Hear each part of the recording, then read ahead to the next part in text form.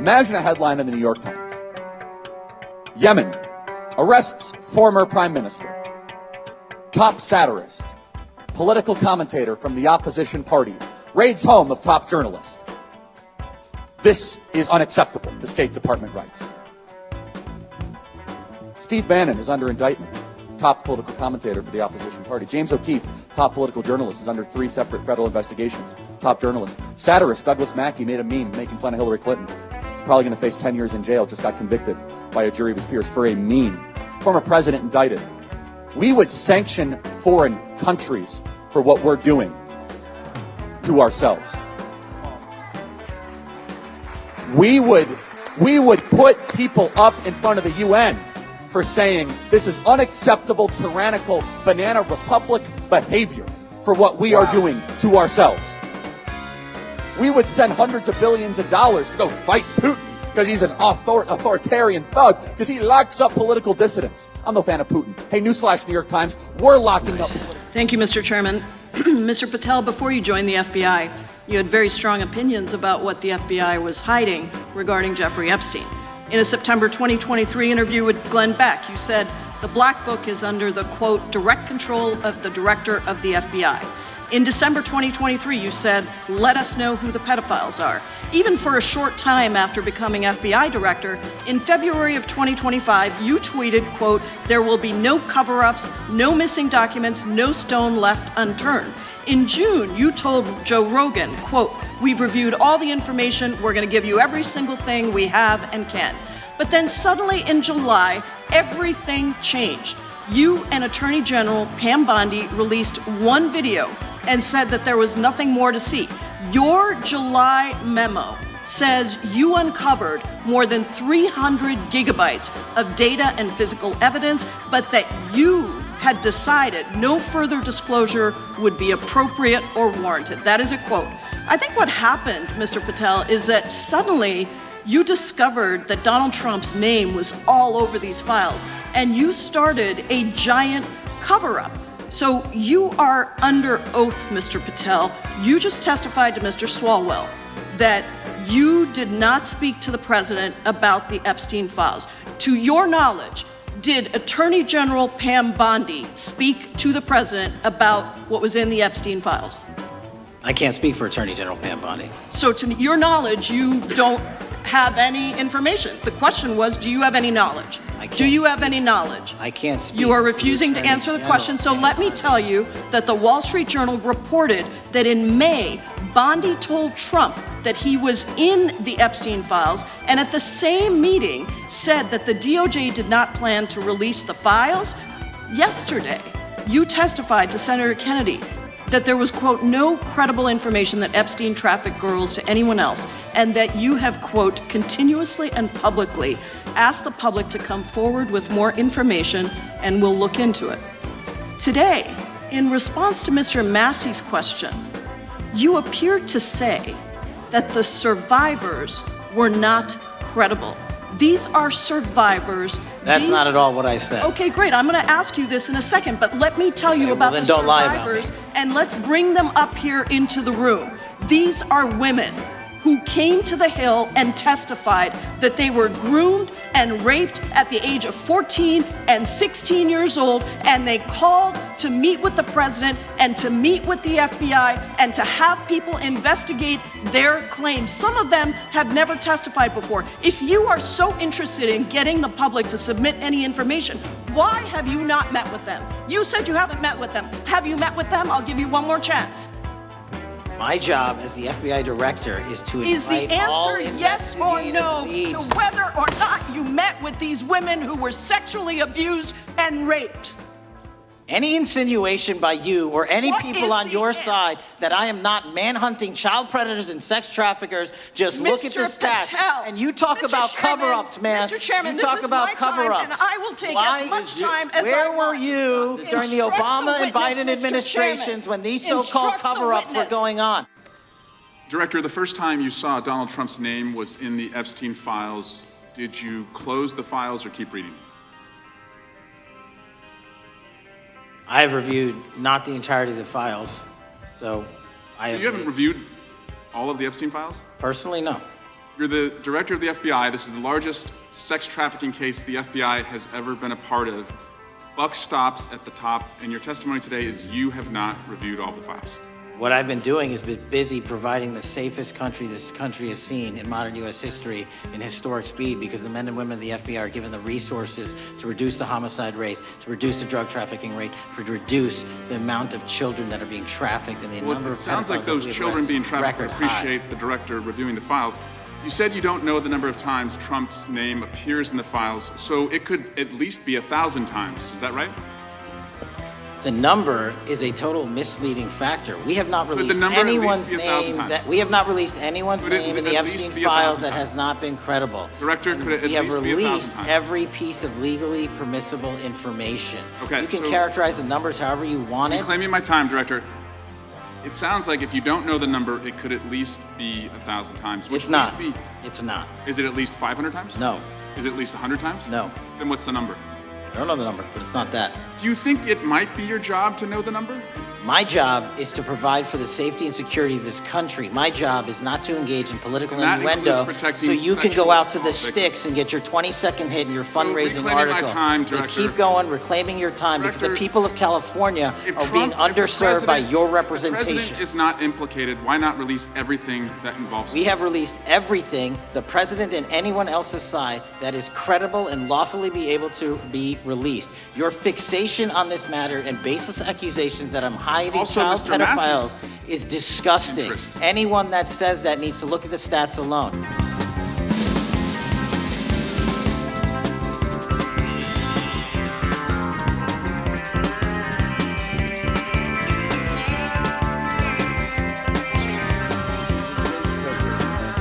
Welcome to Windsor Castle on this, your second state visit to the United Kingdom. This unique and important occasion reflects the enduring bond between our two great nations, anchored by the deep friendship between our people. This relationship, which, with good reason, we and our predecessors have long called. Almost a month before Charlie Kirk was killed, he said Charlie Kirk fears that Israel will kill him if he continues ahead. Charlie Kirk feared Israel would kill him? We're here to tell you you're not allowed to think about that. In the wake of the tragic assassination of Charlie Kirk, as vile people celebrate online only to get fired from their jobs for being vile scumbags with no moral character, there are some Charlie Kirk supporters that are asking questions. And questions like, okay, the shooter had a transgender boyfriend, but I'm not falling for that distraction. He was afraid he was going to be killed by Israel. Shouldn't we look into that? Well, you absolutely should not, because based on the official report we've obtained from Israel about the JFK assassination, attempt on Trump, and Charlie Kirk assassination, it's just a lone gunman. Nothing more. Yet people like Candace Owens continue to ask questions and bring up things like suspicious looking evidence. Another ludicrous individual asking questions and reporting so-called information is journalist Max Blumenthal, who wrote an article entitled "Charlie Kirk refused Netanyahu's funding offer and was frightened by pro-Israel forces before death," friend reveals. So that you can understand what we forbid you to think and consider, let's hear from the author of that article, Max Blumenthal. As we learned from a longtime friend of Charlie Kirk who had spoken to him, I would say, a week or two before he was killed about this, he was afraid of Netanyahu, and he was afraid of these billionaire cutouts of Netanyahu, many of whom had funded his organization. Charlie Kirk was afraid of Netanyahu? Why? Well, the theory is that Charlie Kirk and his Turning Point USA once towed the line on an above all else pro-Israel narrative. But in the not too distant past, apparently in his unapologetic pursuit of truth, Kirk stopped towing the line in favor of pointing out problems with the Israeli government in the name of truth. Charlie Kirk has to answer to his own grassroots base, and you can hear he's starting to make some noises. He's talking about October 7th possibly being an inside job. Israel let it happen in order to carry out long-term political goals.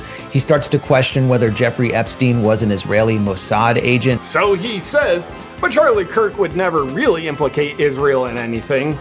would he? Epstein, with his little friend Ghislaine and Ghislaine's father, Robert Maxwell, who was obviously a spy of the Israeli intelligence agencies, that there was something else going on here.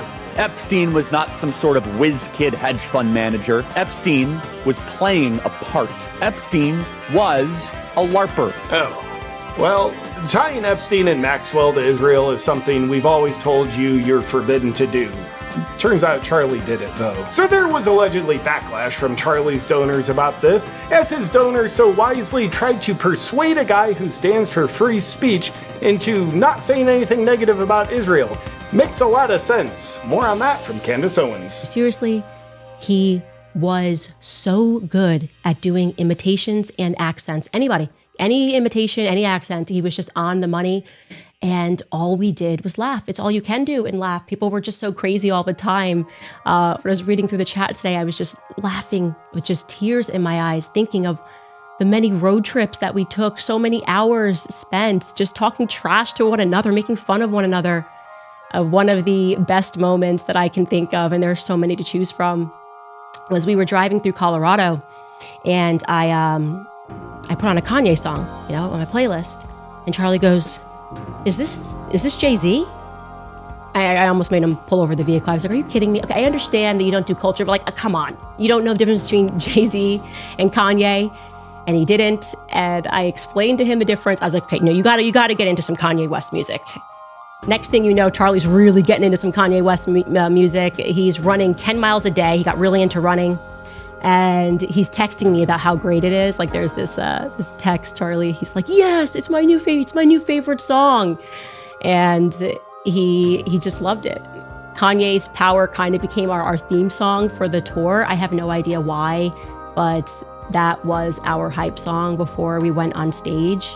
So you can only imagine when just a couple of months later, we've been listening to Kanye's old albums on repeat. Suddenly Kanye West tweets, I love the way Candace Owens thinks. The excitement. Okay, we were certain that we had manifested it. We were 100%, we manifested this by listening to Power on repeat. Actually, I found a clip of us backstage on that day when that tweet happened, and we were doing what I used to refer to as the Charlie dance. Here it is. I don't understand the divinity of him tweeting that. I'm living in the 21st century. There's something mean to it. The era of Kanye. I can't even explain it because you really did have to be there. Charlie was my overly bright and sometimes really annoying kid brother. I was smiling going through my chat of how many times he would text me a picture and say, does this look cool? Does this look cool? Do I look cool? This is just a screen recording of us talking about a pair of sunglasses. He's just sending me it. I'm like, nah, that's not good. Nope, that's not. No, send. Okay, that one's okay. That'll work. And this is actually one of my favorite photos of him where he said, I can just hear him when I look at this photo. I can hear him saying, does this look cool? He was wearing a pair of Yeezys that Kanye gave him, and he looked really cool. I thought they really suited him. I was like, yeah, you look really cool, Charlie. The reverse of that, obviously, was him constantly hammering me on debates. I mean, Charlie was like, look, you gotta know the arguments of your opponents backward and forward. I remember I had note cards I was in high school, just memorizing every statistic and being strengthened by, just day in and day out. He was just pretending to be a protester, pretending to be a radical. On this episode of China Uncensored, the end of China Uncensored. Welcome to China Uncensored, I'm Chris Chappell. After almost a year of doing this show, I've realized that people aren't ready to hear the truth about the CCP or my many puns about communism. So, there's no use stalling. I've decided to end China Uncensored. Instead, I'll be pursuing my lifelong dream of writing the next great American sci-fi anime musical. Think Babylon 5 meets Dynasty Warriors meets Les Mis. Now that's what the people want. No, stop! You can't end the show. Who are you? How did you get here? I'm you. 13 years in the future. You're me? 30 years in the future? No, 13, not 30. I'm from 2026. Oh, dear God, do you know what that means? Yes. Time travel. No, who cares about time travel? What I want to know is, why do you look so old? We've aged terribly. No, we've aged great. You should see Matt. Who's Matt? Never mind. I'm here from the future to show you why you have to keep making China uncensored. You've changed the lives of millions of people. Does that mean in the future I overthrow the CCP? Well, no, at least not yet. But you do have over 2 million subscribers. Seriously? Oh yes, they're amazing. You basically form your own China Uncensored 50-cent army. You launch a great campaign called Operation Honeypot. I have my own army? So I can finally be the supreme leader of these United States? No, so you can fight YouTube's algorithm to keep the show from dying. Wait, what's a YouTube algorithm? Never mind. The point I'm trying to make here is that you must keep making China uncensored. Give me 8 good reasons. Okay. You'll cover historic protests in Hong Kong, not once, not twice, but 3 times. You'll hire a Filipino fishing boat and claim disputed territory in the South China Sea. You'll witness a presidential election in Taiwan. You'll travel to the island of Jinmen, less than 2 miles from mainland China. You'll expose CCP influence operations in Australia and New Zealand. Oh, and you'll get banned for life from the Waldorf Astoria for trying to interview Xi Jinping. Okay, those are 8 good reasons. But the problem is, every video I make, I feel like I'm screaming into the void. Am I actually making a difference? Look, pretty much everything happening in the world right now, in 2026, has to do with China. And a lot of these issues you started covering almost a decade ago. Well, for me, that's still a few years in your future. Like that episode about China's influence in Venezuela. Why? What's happening in Venezuela? You wouldn't believe me if I told you. Anyway, the same goes for China's influence in Iran and the Arctic and Canada. I'm a little worried about what's happening in 2026. Me too. Me too. But you are making a difference. People who watch China Uncensored are ahead of the curve. They understand what's happening now because you've been talking about these things for years. Okay, here's another example. 2 months ago, you were talking about a story that not many other people were covering, about how the US could lose its military base in Diego Garcia if the UK gives the Chagos Islands to Mauritius. Sure, I know where all of those places are. Then, a few weeks later, the president posted about the same issue on social media. See? Ahead of the curve. Hold on. Donald Trump is the president of the United States. The guy from The Apprentice. Yeah, I'm not even gonna try to explain that. But speaking of President Trump, he's really into tariffs. And you know what? You and Shelley predicted that when he took office. The first time. The first time? How likely is it that Trump is going to impose tariffs on China? Oh, he's definitely going to do it. Really? 100%. Wait, who's Shelley? You know, never mind. Look, you keep saying I'm ahead of the curve. There's something that's been keeping me up at night. I'm really worried that with China's lax medical safety standards, they could accidentally unleash some kind of super virus that causes a worldwide pandemic. Stop the lockdowns! Stop the lockdowns! The cure for the coronavirus isn't authoritarianism! It came from a lab! It came from a lab! Who was that? Don't worry about it. He's gonna be okay in about 6 years. Look, I'm almost out of time here, but you need to keep China Uncensored going. You help millions of people learn about the CCP. You help them prepare for the future. And you'll do it all while making terrible communist puns. Wow, sounds like I really hit the marks. That's what I'm talking about. Oh, I almost forgot. Someday, Chinese state-run media is going to call you anti-China garbage. Really? Say no more. I mean, giving hope and knowledge to millions of people, yada, yada, that's great. But I've always wanted to be insulted by the CCP. I'm definitely going to keep making China uncensored. My job here is done. Yeah, hold on. Now, I know all this stuff about the future, but aren't you worried that I'll tell people? Not really. You're gonna go around telling people Donald Trump is the president of the United States? Who's gonna believe you?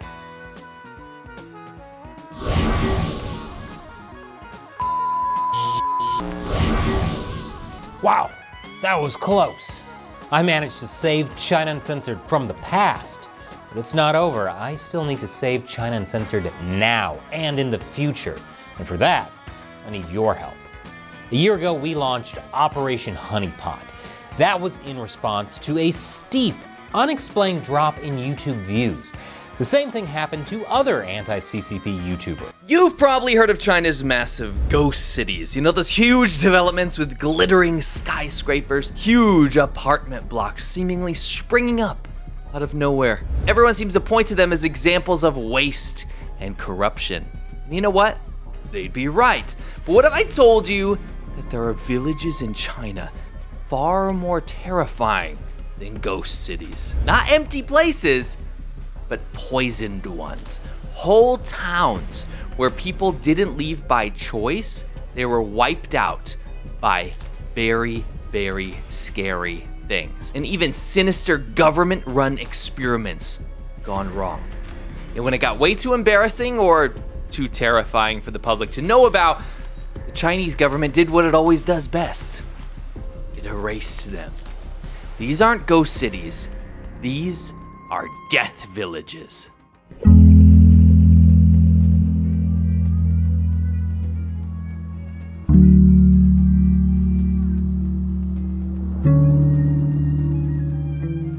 What you're seeing here is a rat person. But not just any rat person. She, along with her growing number of peers, are the top echelon of rat people. A drop in the bucket, a grain of sand in the desert of the massive growing phenomenon of low-energy girls.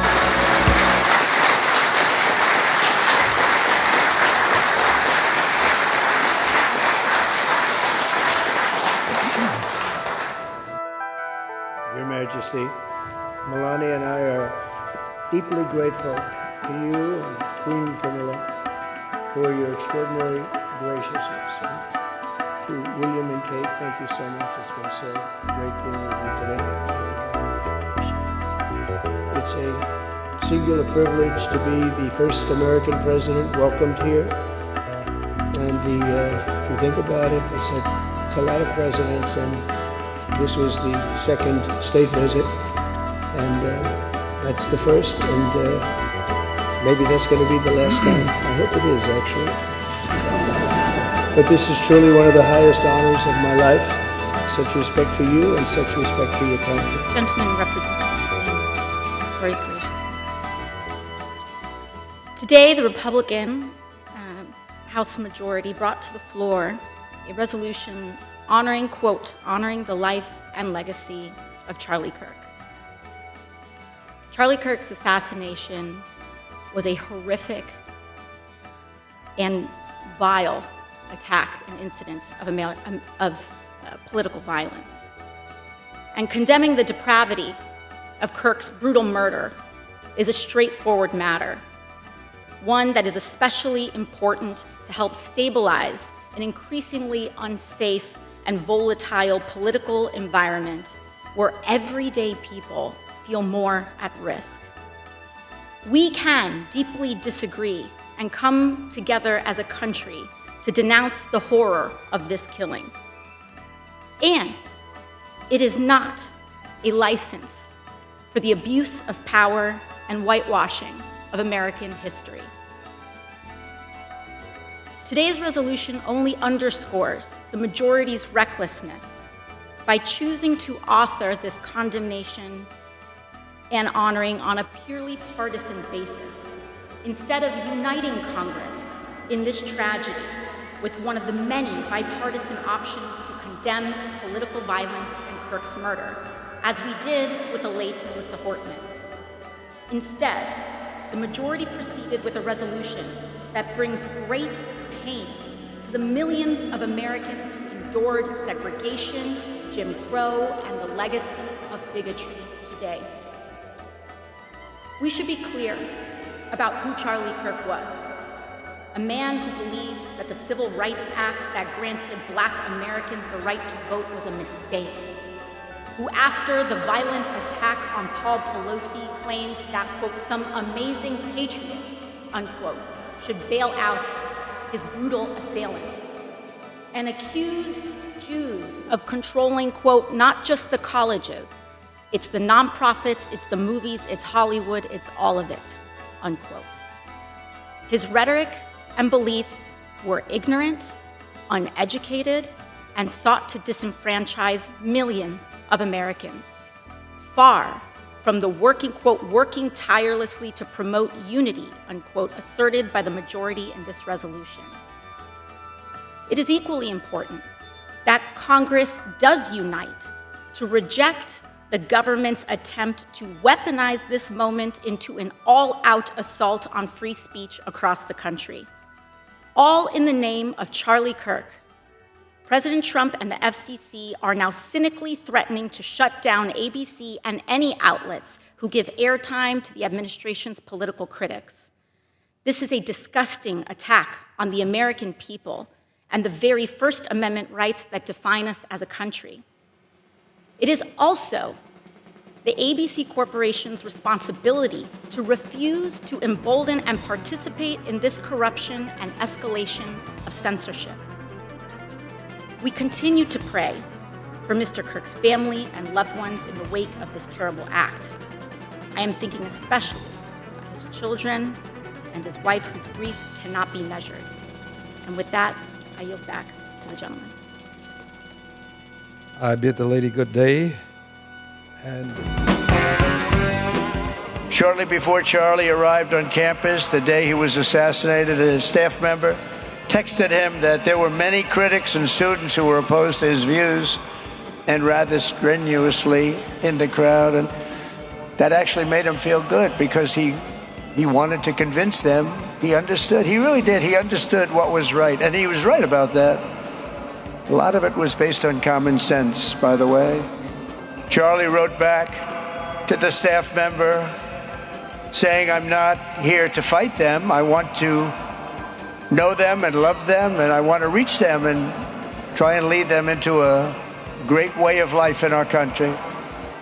In that private moment on his dying day, we find everything we need to know about who Charlie Kirk truly was. He was a missionary with a noble spirit and a great, great purpose. He did not hate his opponents. He wanted the best for them. That's where I disagreed with Charlie. I hate my opponent, and I don't want the best for them. I'm sorry. I am sorry, Erica. But now Erica can talk to me and the whole group, and maybe they can convince me that that's not right, but I can't stand my opponent. Charlie's angry. Looking down, he's angry at me now. He wasn't interested in demonizing anyone. He was interested in persuading everyone to the ideas and principles he believed were good, right, and true. Before each appearance, he prayed these words: God, use me for your will. Always said the same thing: use me for your will.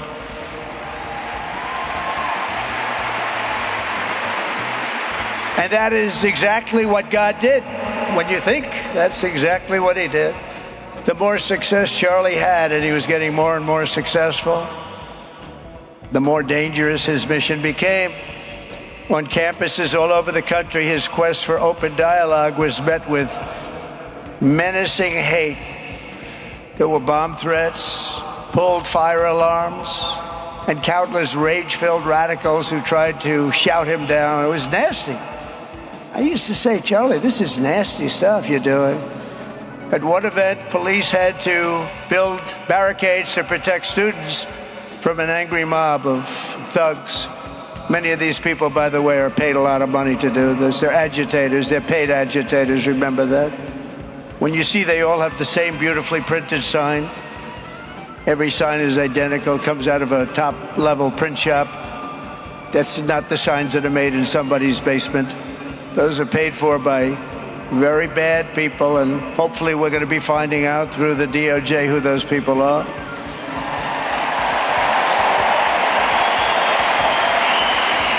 At another college, Antifa terrorists shattered windows, threw rocks, and tried to storm the building where Charlie was speaking. It was a really bad one. Often dozens of police officers were needed to prevent left-wing violence. And the violence comes largely from the left. You don't hear that from too many people, do you? And virtually every day for years before he was murdered, Charlie received these horrible death threats. People don't know. I used to talk to him about it. He said, I got some threats. He always felt that when they actually made the threat, they were not the ones to worry about. The ones to worry about were the ones that don't make the threats. And I think you know what I mean. He knew the risk, but he and I shared a certain motto, never back down and never ever surrender. Just don't surrender, never back down. He believed in it so strongly. So strongly. And he's right. He's totally right. The radicals and their allies in the media, sometimes referred to, as my son said, the fake news media, tried to silence Charlie for a simple reason, because he was winning, and he was winning big. He was taking over college campuses, colleges that had, in theory, only very liberal, or as they like to say, progressive. I call them liberal, but they like to call themselves, because such a beautiful word, progressive. They're the opposite of progressive, if you think about it. But they were really nasty, and he would go into these colleges. All of a sudden, within 2 years, 3 years, they turned into bastions of conservatism. It was really quite amazing to see. So we have been mourning here in this household Charlie Kirk's passing, his murder, and still are. I just wanted justice. And you know what? I don't have a whole lot of hope for it. Anyways, so BB, the government of BB, and that is how we refer to it from now on, the government of BB. The government of BB is being accused of killing Charlie Kirk. Greta over here brings it up to BB. Now, the thing with BB, as I have called him before, and remember, all of this is my opinion, those of you who forget in the back, I have called this man a psychopath. He does not behave like a normal human being. And because he does not have that empathy or the experience with normal human emotions and bonds, he behaves and talks out of touch with people. So as we watch, you will see it. Before I let you go, I want you to address one thing, and it's just the absurdity of it. So you see the mouth constantly open, and he knows what's going on. It opens, it closes, opens, it closes, because he wants to talk. He's got his thought process all panned out of what he's going to do. The internet rumors that somehow Israel is behind the Charlie Kirk murder. So we have the internet rumors, the head goes up, but it does not go down directly in a positive movement. It goes to the side. We go up, side. Eyes down. We're going to feign a thought process going through. We also see the mouth smile, but smile to one side. So an absurdity. So we're going to feign that we're actually going to think about this, but we've seen already that he's had his mouth opening and closing because he wants to interject. I've got an answer for you already. And then we have the acting of the this is ridiculous smile. And, I don't believe it for 1 second, but I want you to, make a statement. And then more acting, forced laughter, negative head shake, avoidance of eye contact. It's so absurd. That's insane. That's insane. Israel also changes the orbit of the moon. Israel pushes the sun. I mean, the whole thing is, it's not only insane, I think it's so absurd, so stupid and so ridiculous. You can't believe that people are saying that. They just... So because he acts the entire time, you now have to look at his human behavior to give you an idea of what's going on in his life. But at his age, and you would hope that someone in government and leadership positions would have enough emotional control and emotional maturity to realize that you don't really even have to come against these accusations. What's that saying? You don't have to defend the truth. It's like a lion. It defends itself.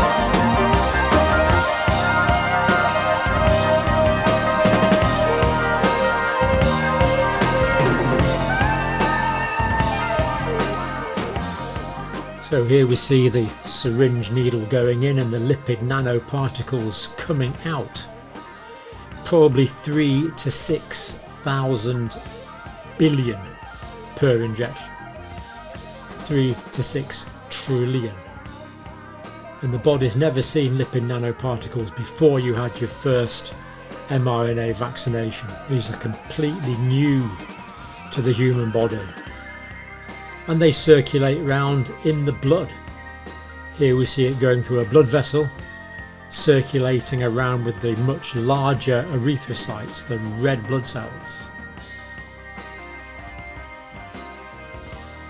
And the body's never seen these lipid nanoparticles before, and this is before we even think about what they contain.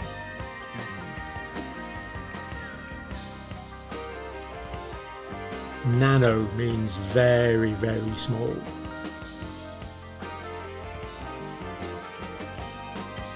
And they'll go everywhere. They're supposed to stay in the deltoid muscle, but they don't. They circulate everywhere around the body, even if they're not given via an inadvertent intravascular injection. They're going to go to all 5 toes. They're going to go to your ears. They're going to go to your heart, your liver, your spleen, your kidneys. These things go everywhere, the ovaries and the testes.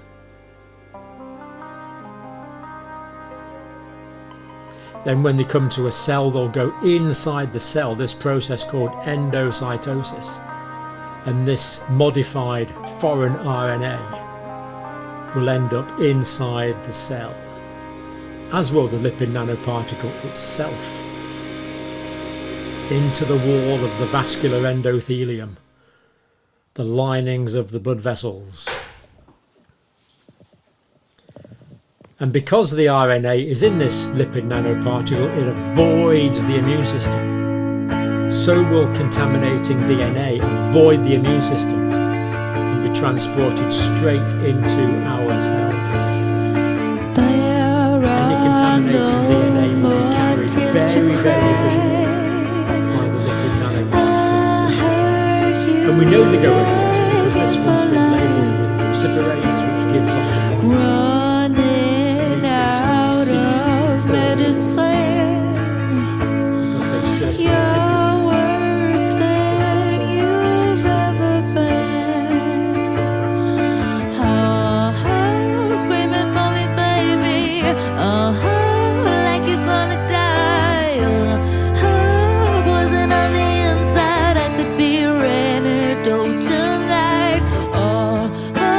Screaming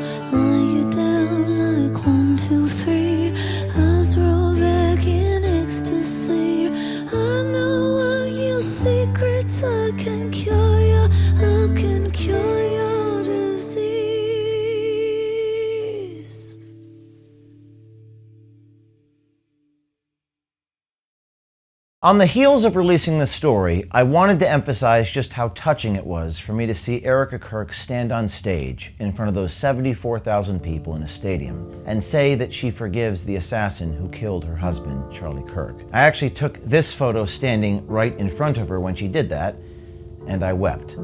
The people standing next to me also wept.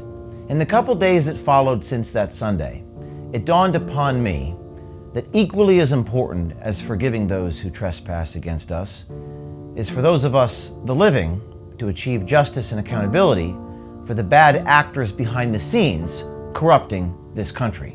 We must have a Department of Justice that is actually about justice. If we do not have any accountability for bad actors, good people, even God-fearing people, are going to resort not to forgiveness, but vengeance. We cannot allow that to happen. And the only solution is exposure, journalism, sunlight, as the best disinfectant. Hello everyone, welcome to Inconvenient Truths. I'm your host, Jennifer Zheng. On September 10 in the United States, September 11 in Beijing time, two well-known figures of similar ages were killed almost at the same time, one in the US, one in China. One was 31-year-old conservative activist Charlie Kirk in the United States. The other was 37-year-old movie star 𝚑𝚘 Chinese name Yu Menglong, in China. At first glance, these two people seem unrelated. But besides being close in age and dying at nearly the same time, their deaths produced a similar and unexpected large social reaction. Many people already call Charlie Kirk's death a major turning point in American history. So what does 𝚑𝚘's death mean for China? Today, let's talk about this.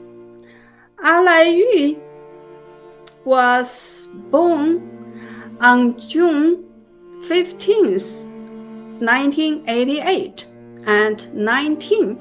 He got famous on a TV variety show, released some music albums, starred in tons of Chinese TV dramas, and became a hot young star. He had nearly 30 million fans on social media.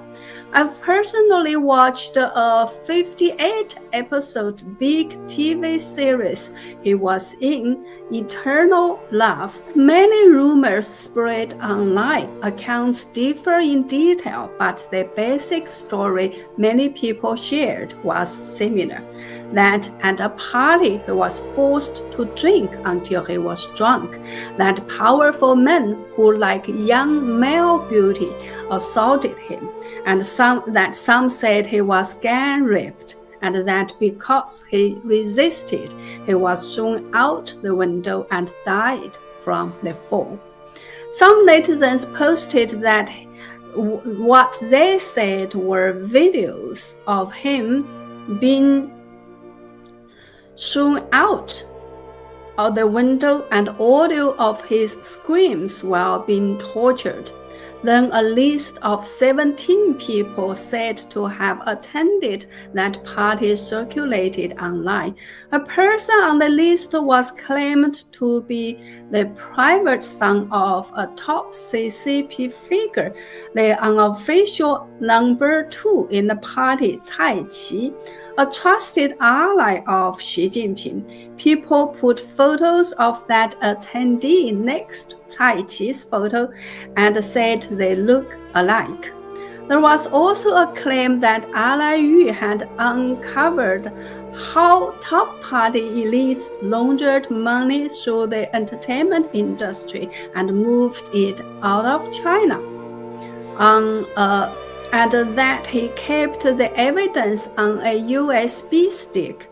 The story said those people tried to force him to hand over the USB. He refused, so he was killed. All these claims could not be proven or disproven. The official response was strict media control, even blocking his name online. Normally, when such strict control follows a hot topic, the issue cools down in a few days and people move on. An actor, however famous, might be expected to fade from public attention. Many thought that would happen again here.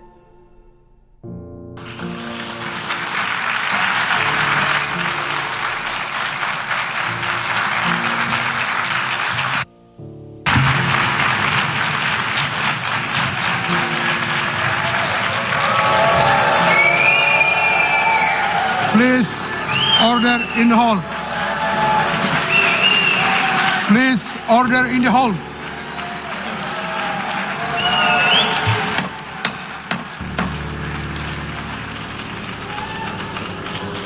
Please, order in the hall, and please be seated.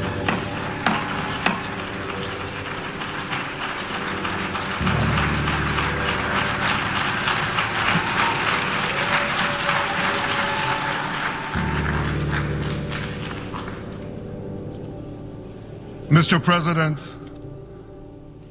the families of our dear hostages languishing in the dungeons of Gaza.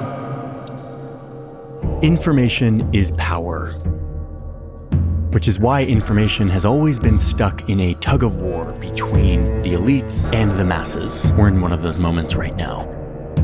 For a lot of history, information was controlled by the king, the emperor, the church, who jealously guarded the few handwritten books in existence and used that information monopoly to control what people thought.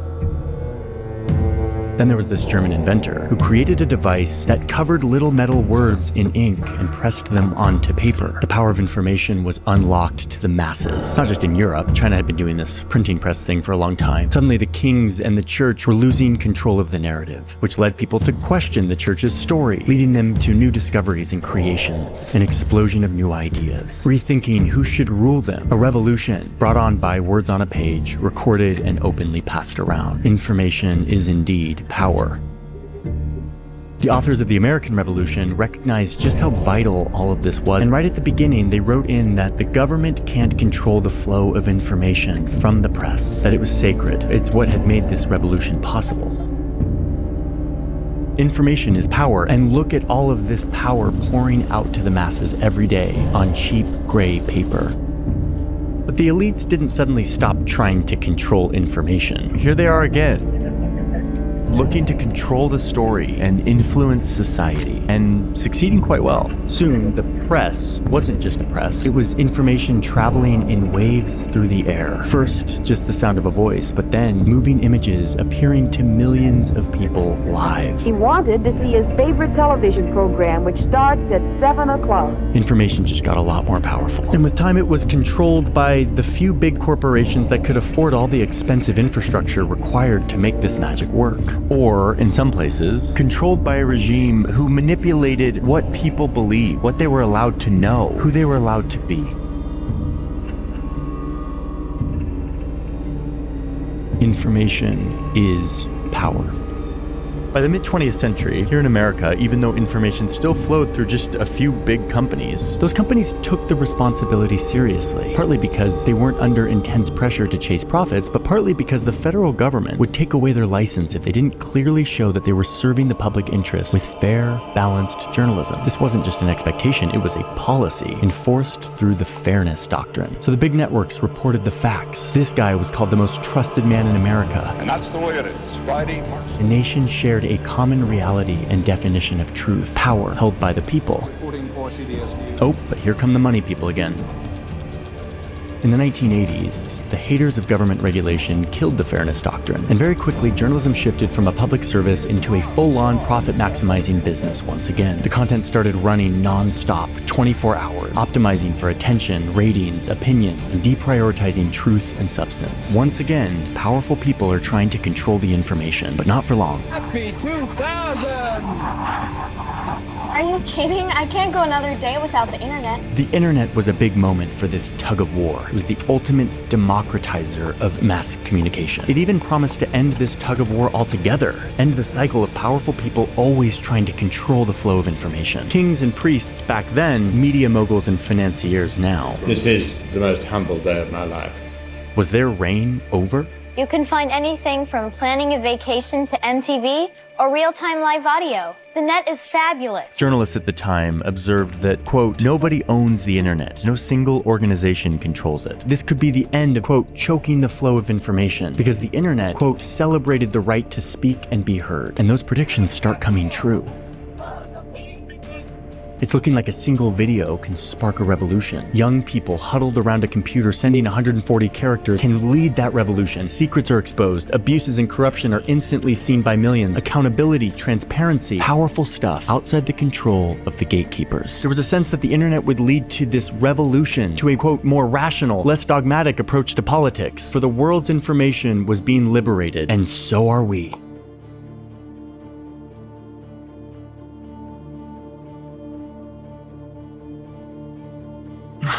Not quite. Something happened. Look, the internet allows you to connect with your friends really easily, and a programmer in California just invented a little piece of code that can summarize all your friends' updates on a feed, a news feed. Okay, let's use that code not just to aggregate your friends' updates, but for other interesting information of all kinds, interesting articles, interesting photos, anything from around the growing internet. And before long, the software is even guessing what I like, learning my tastes. This is cool. And perfect timing, because now Steve Jobs has just given us little computers that fit inside our pockets, connected by the internet that is now flowing through the air we breathe.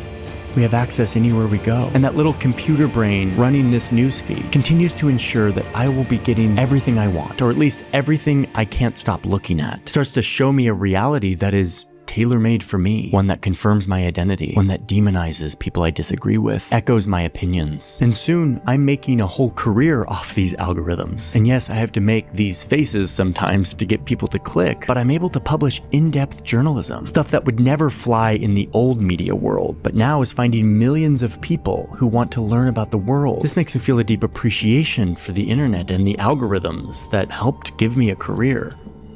But I also see that we are in one of those moments, once again in the tug of war, where the world's richest men are concentrating control over the pipes through which all of this is running, all of our information, what we see, regardless of if it's true or not. Same thing is happening in traditional media that is now centralized around just a few companies and a few really powerful men, and it's only centralizing more. This guy, Larry Ellison, and his family, in addition to spending loads of money on supporting the politicians they like, they are also on a buying spree of media outlets. Everything from movies to TV to news channel. Like Ellison literally now has a huge controlling stake of CBS. Remember? The most trusted man in America? He's trying to buy CNN, HBO, Warner Brothers, Discovery Channel, and he's trying to buy a bunch of other huge media outlets right now, including this big new investment in the US operations of TikTok. The internet promised to democratize information in a new way, and it did that. But once again, we see that we're back in the cycle, that our information flow is being centralized around a few rich people, threatening that promise like never before. Okay, but listen, I actually have hope. A lot of hope, and it is derived from something very real, which is all of you.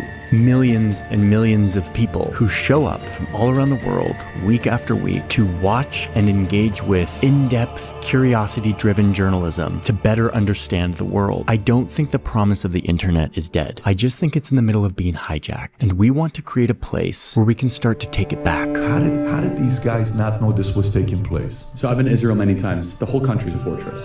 When I first heard this story, I still had the same gut instinct that I did initially. I find this very hard to believe.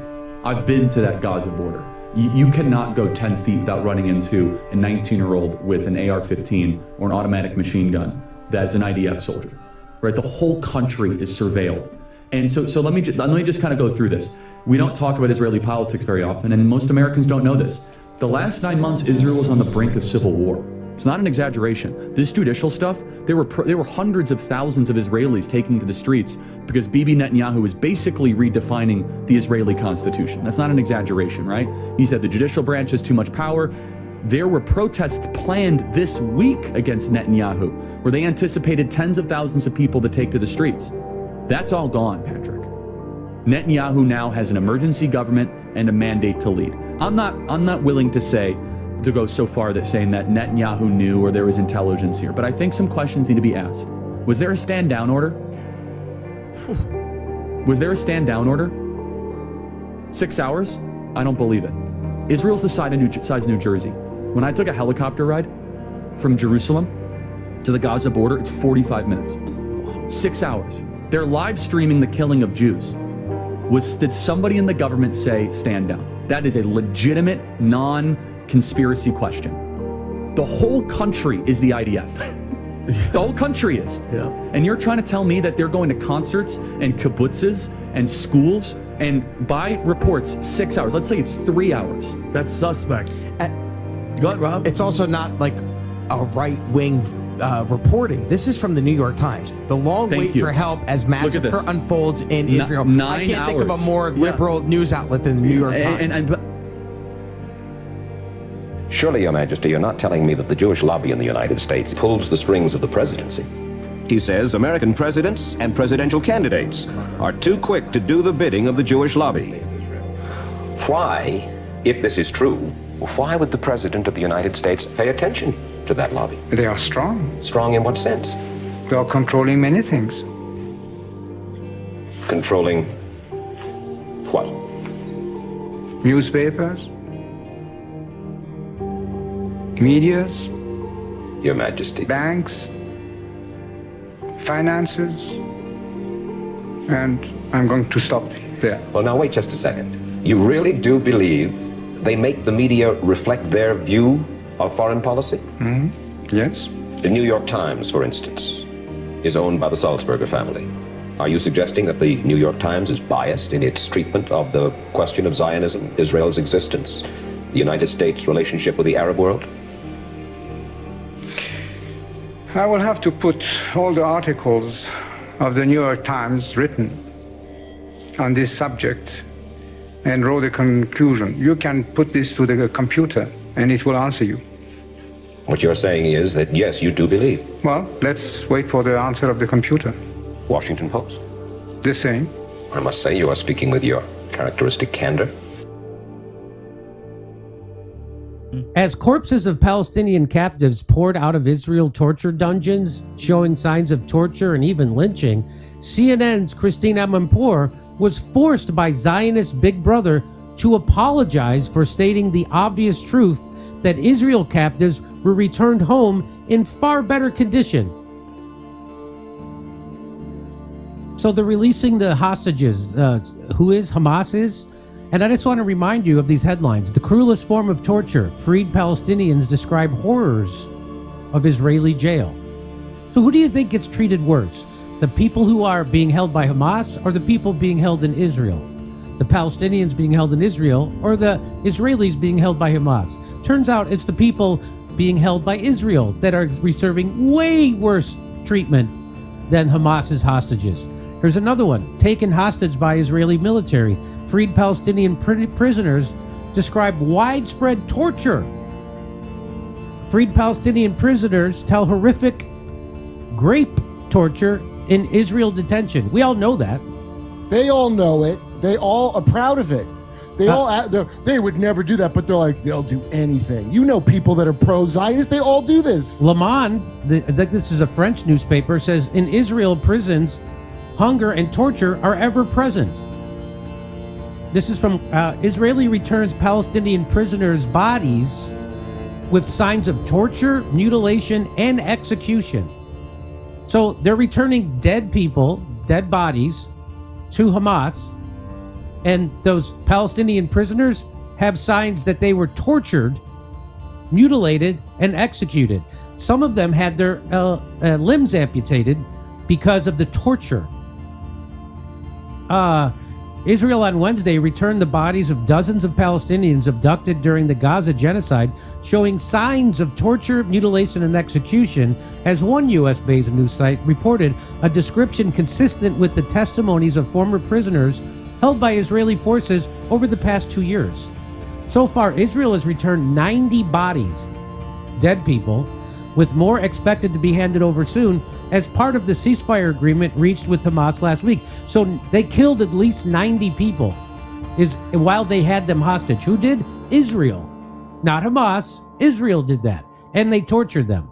And they shot their own escaping hostages from Hamas.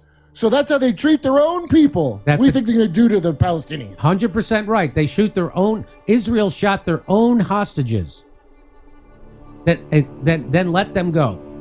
The Gaza Health Ministry forensic team said that some of the bodies were blindfolded and bound and bore signs of torture similar to those seen on many of the living Palestinian prisoners freed by Israel on Monday. Some of the dead prisoners appeared to be victims of field executions, a war crime Israeli Defense Forces troops have allegedly committed against men, women, and children alike. Furthermore, Israel's obliteration of Gaza's healthcare and medical infrastructure is making it difficult for Palestinian forensic personnel to identify the bodies returned by Israel, which are in various states of decomposition. The horrific scenes visible on the bodies of the martyrs returned by the occupation, bearing marks of torture, abuse, and field executions, clearly reveal the criminal and fascist nature of the occupation army, meaning the Israeli army, and their moral and human decadence this entity has reached.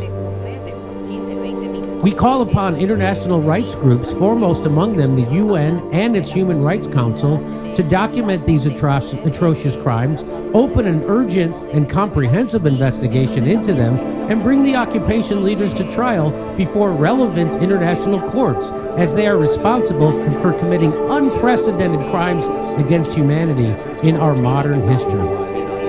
Although warned by their Israeli captors against speaking out, Palestinians freed from Israeli imprisonment this week described being held in a slaughterhouse rife with torture and abuse, including beatings, electrocution, and being shot with rubber-coated steel bullets.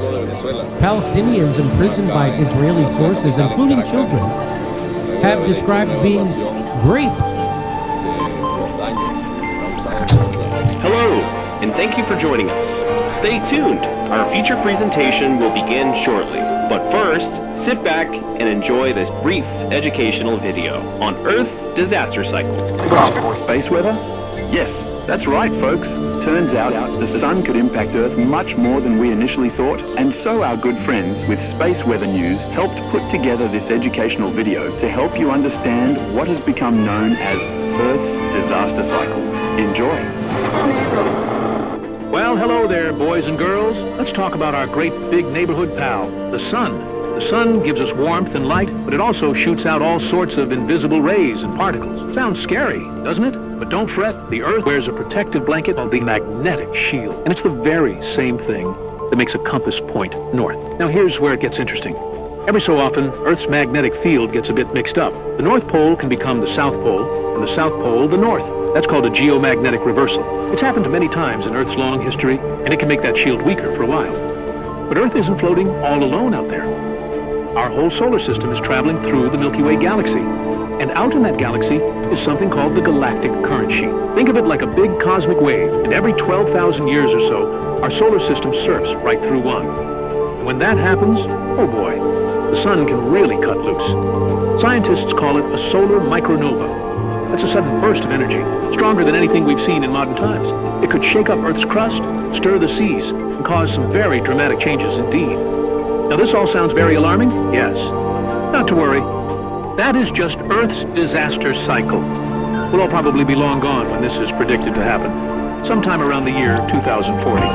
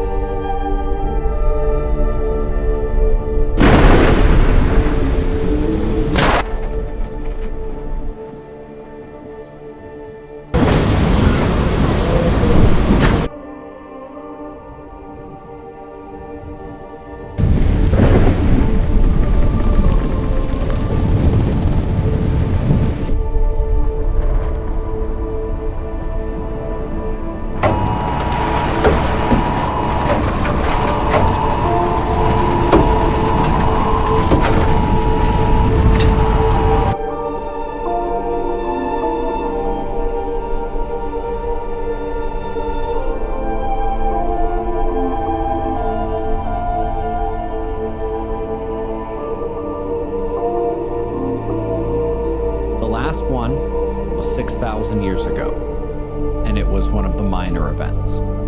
6,000 years before that, there was a major event, a minor one 18,000 years ago, and so on and so forth. The worst one we know about was 40-something thousand years ago.